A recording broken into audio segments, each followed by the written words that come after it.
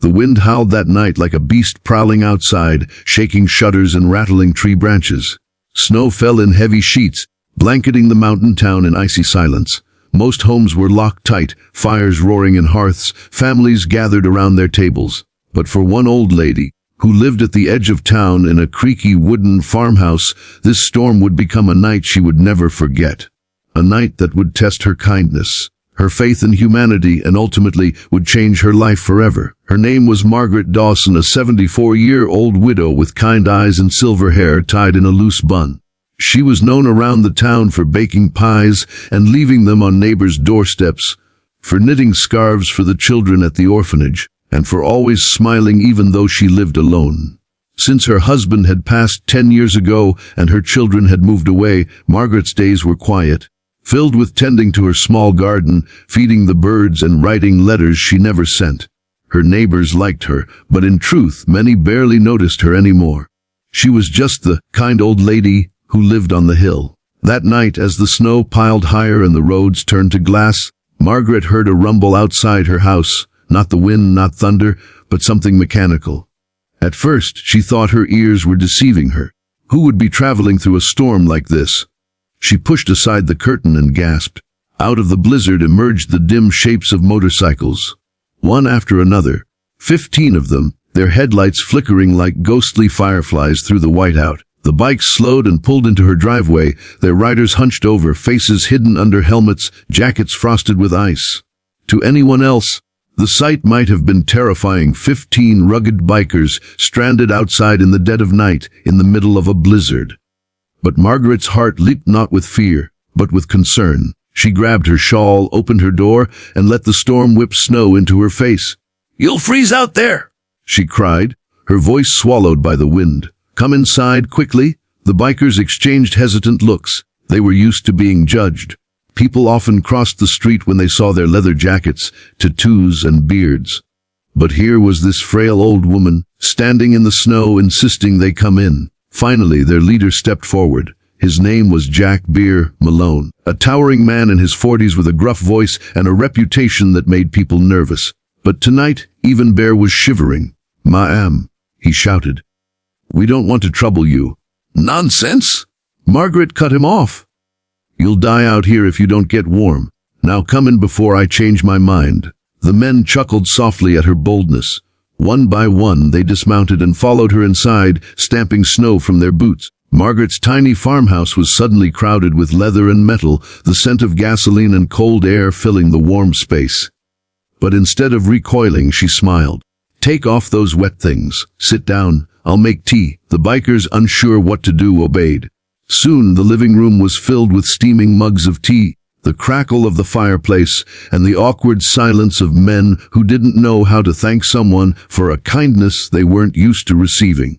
As the storm raged on outside, they began to relax. One fiddled with his gloves, another stretched his sore legs, another quietly admired the photos on the wall, pictures of Margaret's late husband, her children as toddlers, holidays long past. Slowly, conversation bloomed. Bear told her they were on their way to a charity ride in a neighboring state when the storm hit harder than forecast. Roads were blocked, visibility gone. They had nowhere to go until they saw her porch light glowing faintly through the snow. "Well," Margaret said, handing out slices of the apple pie she had baked that morning, "I suppose God sent you my way. Nobody should be out in this storm alone." The bikers ate like they hadn't tasted home-cooked food in years.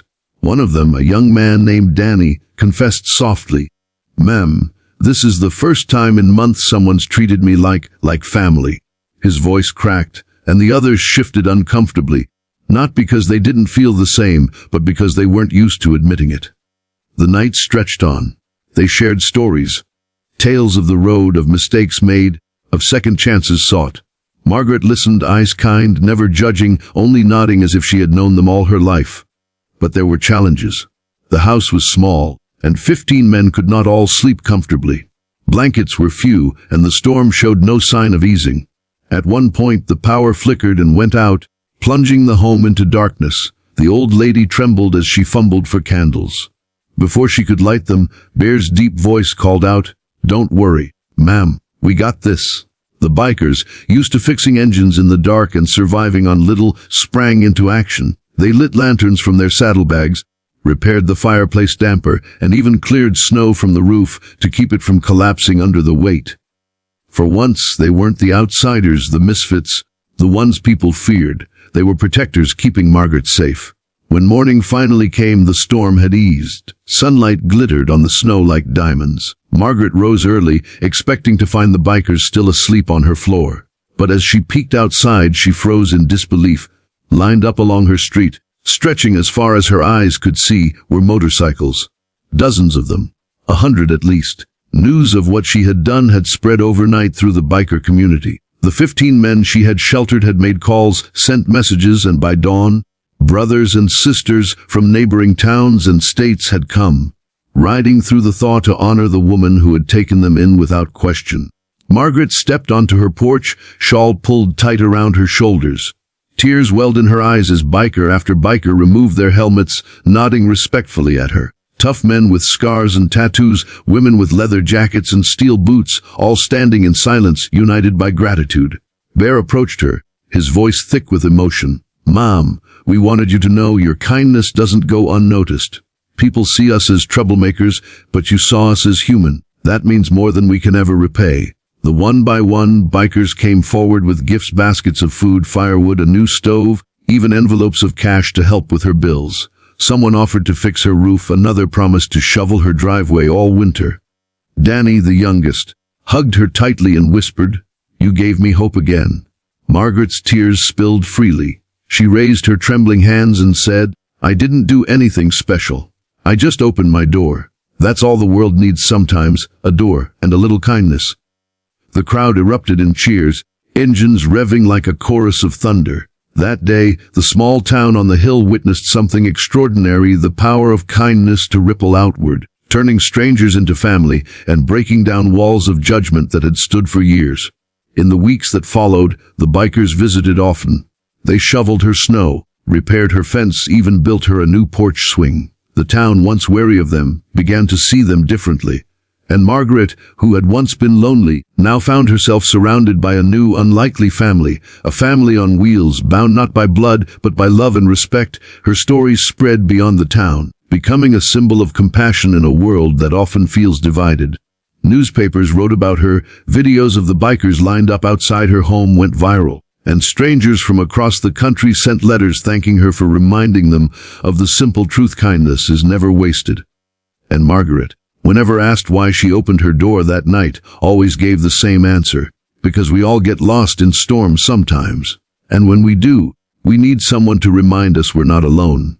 And that, dear friends, is the story of how one elderly woman's simple act of kindness changed not only 15 lives that night, but rippled out to inspire hundreds more. It shows us that no matter how small you think your gesture might be, kindness has a way of multiplying beyond anything you could imagine. If this story touched your heart, I'd love to hear your thoughts. Drop a comment below and share what kindness means to you. Don't forget to like this video, subscribe, and join our growing family here on Be Kind Always. Together, let's keep spreading stories that remind us of the goodness still alive in this world. Because at the end of the day, kindness costs nothing, but it changes everything.